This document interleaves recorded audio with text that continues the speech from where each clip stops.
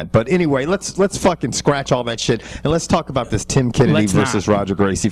This fight, in my opinion, has no business being where it is on this card. I could easily have seen Gabriel Gonzaga and Herman here. I could easily seen you bumping up Lieben to the very first fight of the night on the pay-per-view, and then just getting this fight makes no sense. Roger Gracie has some of the worst stand-up I've ever seen in my entire life. And the last video I saw was him getting floored by Muhammad Law, and all what's his name did on Strikeforce was yell about how great of a boxer he was. His hands are low. His jab has no snap to it. The only thing that's going to get snapped in this fight is his head. And Tim Kennedy just sat there and ran off at the mouth about how people don't get paid enough in the UFC. You are getting ready to fight your first fight. Are you trying to get cut before you even get in the octagon?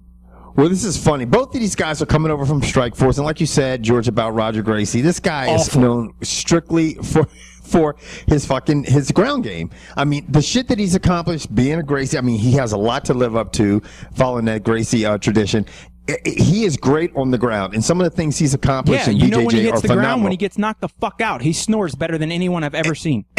And you know what? You're right about that, because the thing is, and this is the other thing about it, he will find himself standing up a lot, because Tim Kennedy has never been submitted in his mixed martial art pro career. He has not been, no one has submitted that big, thick bastard. And I don't see Roger Gracie doing it, because I don't see Roger Gracie taking Tim Kennedy to the ground a lot. Nope. So the only way this gets to the ground is if Gracie pulls guard and Kennedy follows in after him, and I don't think Kennedy's that dumb. And sometimes you see these BJJ guys, you saw it with Roger Gracie when he fought somebody who was a great wrestler like King Mo. You saw what happened and what the end result was, and I think you're going to see a lot of that shit. It's going to be I don't even think Gracie attempted a takedown in that fight. He might have attempted one, but I mean, Muhammad Law is not the greatest wrestler in the world. No. And if you can't take that cat down... Yeah, no. And I mean, I agree with you, man. I think this shit's going to be Groundhog Day, because it's going to be it's going to look like you're watching the fucking shit over again. Gracie's going to be laying on his back counting sheep. Comical, brash, and sometimes politically incorrect. The Uncut Sports Show.